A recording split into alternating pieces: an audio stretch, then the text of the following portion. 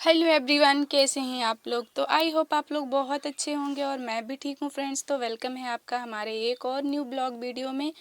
तो फ्रेंड्स, आज की वीडियो बहुत ही ज़्यादा खास होने वाली है और बहुत ही ज़्यादा मोटिवेशनल है, इसलिए वीडियो को फुल वॉच कीजिएगा फ्रेंड्स।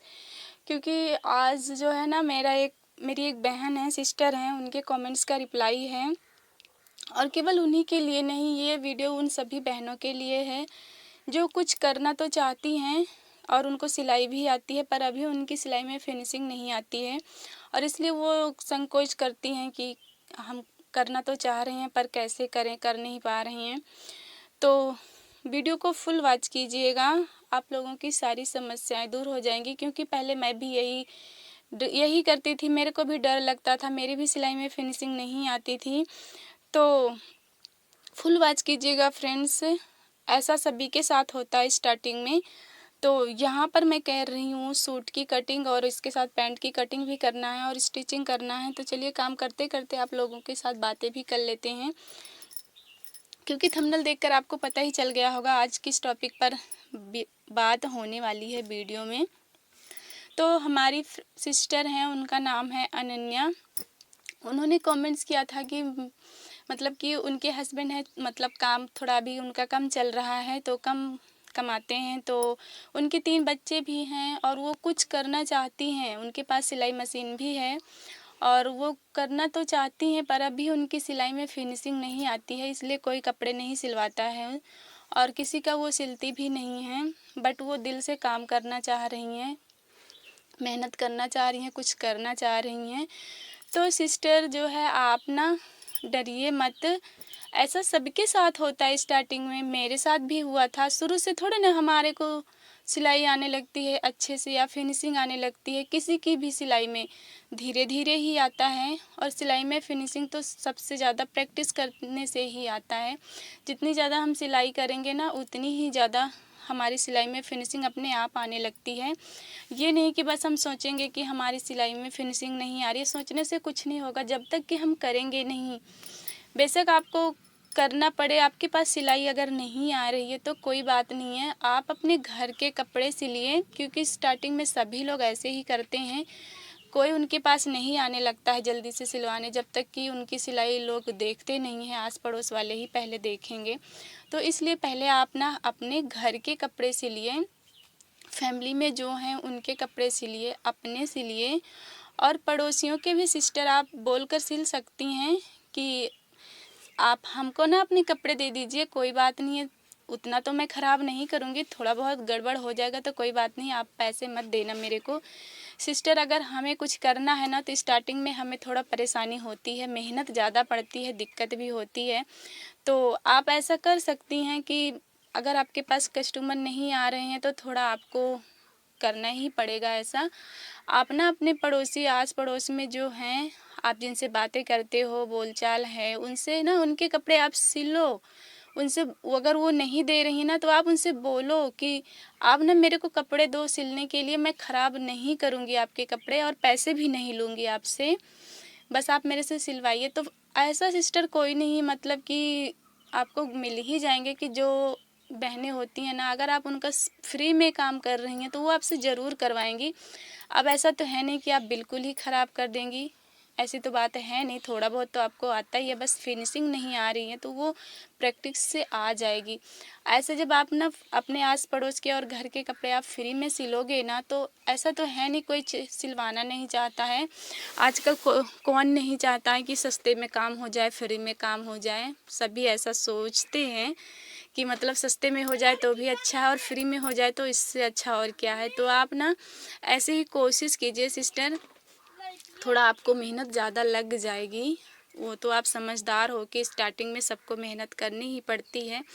तो मैं भी पहले ना काफ़ी दिन फ्री में कपड़े सिली हूँ सिस्टर, आपको यकीन नहीं होगा, पड़ोसियों के घर के मैं भी सिली हूँ। जब मेरे को फिनिशिंग नहीं आती थी, जब सिलाई सीख ही रही थी ना, तो मैं बहुत फ्री में कपड़े सिली हूँ। क्योंकि मेरे पास उतने पैसे होते नहीं थे कि मैं ब्लाउज के पीस खरीद के ढेर सारे लाऊं और उसी पर सिलूँ अपने लिए। तो इसी वजह से मैं ना पड़ोसियों के कपड़े देख लेती थी, बोल देती थी कि आप मेरे को दे दो कपड़े सिलने के लिए, थोड़ी बहुत ही ख़राब होगी, ज़्यादा नहीं होगी, बट मैं अपनी तरफ से पूरी कोशिश करती थी कि ख़राब ही ना हो। तो ये बिल्कुल ख़राब तो कभी हुआ ही नहीं। फिनिशिंग की बात है तो आ जाएगी धीरे धीरे। आप कोशिश करिए सिस्टर, क्योंकि आपने बोला था बच्चे भी हैं, तो बच्चे के साथ साथ ना आप घर पे रहकर पहले सिलाई करिए। आप अगर आप फ्री में करेंगी ना तो आस पड़ोस में आपसे ज़रूर सिलवाएंगे। अगर आस पड़ोस वाले सिलवाने लगे तो धीरे धीरे जब आपसे बनने लगेगा तो उनके बगल वाले, फिर उनके बगल वाले जब देखेंगे ना कि आपने सिला है कपड़ा, तो जब ठीक ठाक आप सिलने लगोगे तो ऐसा है नहीं कि कोई सिलवाना नहीं चाहेगा, सब सिलवाना चाहेंगे। पहले उनको मालूम तो पड़े कि आप अच्छे से सिल लेते हो। तो इस तरह से आपको अपना ही प्रचार खुद ही करना पड़ेगा सिस्टर। बेशक फ्री में ही सही, आप ना आगे से उनसे बोलो, वो आपके पास ले आएंगे। आप पैसे उनसे मत लो स्टार्टिंग में, अगर फिनिशिंग नहीं आ रही है तो। इस तरह से आपके पास कस्टमर ज़रूर आएंगे, यकीन मानिए, क्योंकि मैंने भी ना बहुत फ्री में सिले हैं कस्टमर अपने पास लाने के लिए, बहुत पैसे सस्ते में सिले हैं।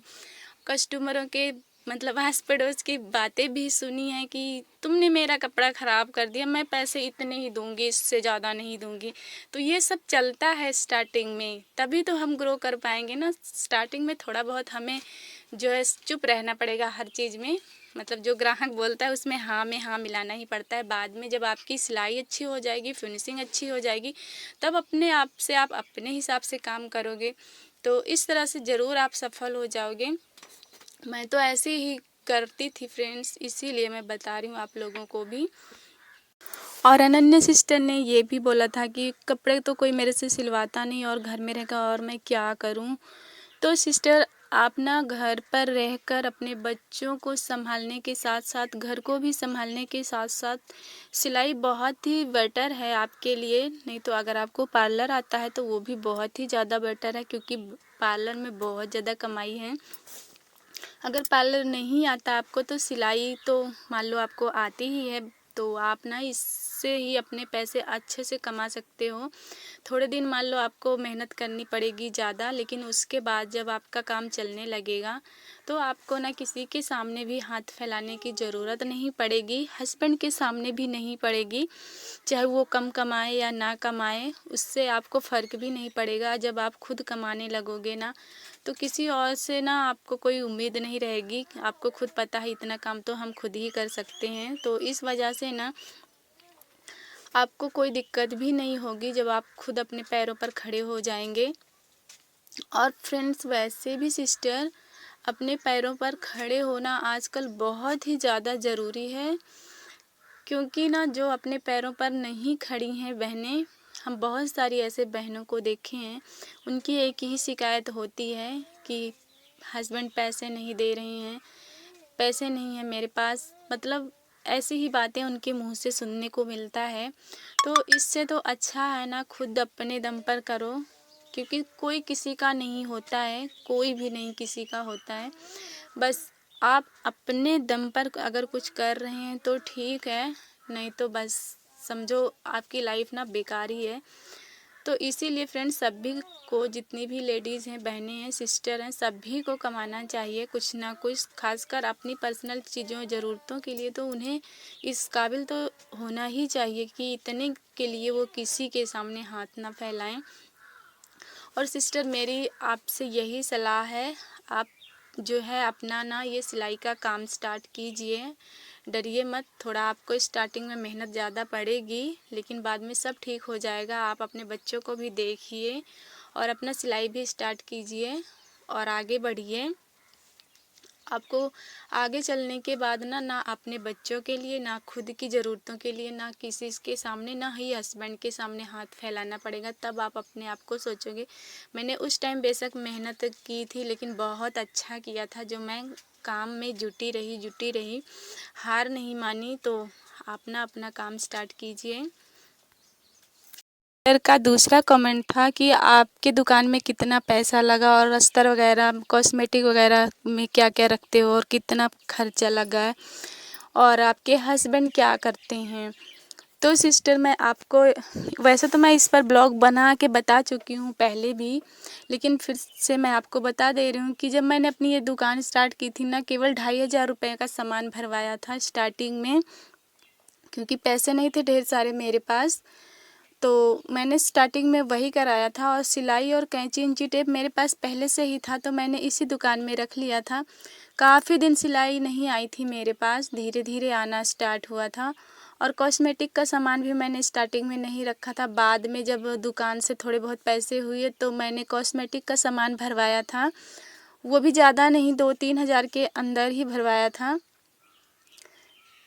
वो तो मैंने दूसरी तीसरी बार में 2-3 हज़ार का, पहली बार मैं 500-600 का ही ले आई थी, क्योंकि मैं ज़्यादा कुछ लाई नहीं थी। बिंदी वगैरह यही लाई थी, लिपस्टिक वो भी 10 रुपये वाली बिंदी, और जो जो डेली यूज की होती हैं लेडीज़ों के लिए ना, सिंदूर, बिंदी, पायल, चुटकी और लिपस्टिक, नाखूनी, यही 10-10 रुपये वाली चीज़ भरवाई थी। उसके बाद थोड़ा थोड़ा ना अमाउंट बड़ा करके मैं भरवाने लगी थी।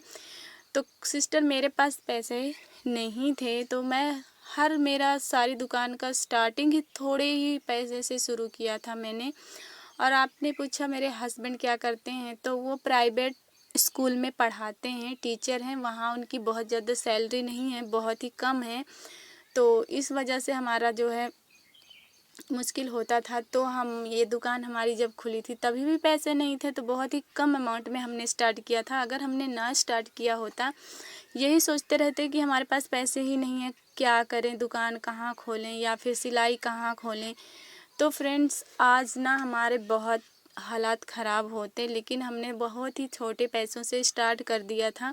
मैंने कहा चलो कोई बात नहीं, स्टार्ट कर देते हैं, कभी ना कभी तो बड़ा होएगा, कभी ना कभी तो चलेगा। तो फ्रेंड्स अभी धीरे धीरे चलना शुरू हो चुका है, सिलाई भी आती है, दुकान भी चलती है।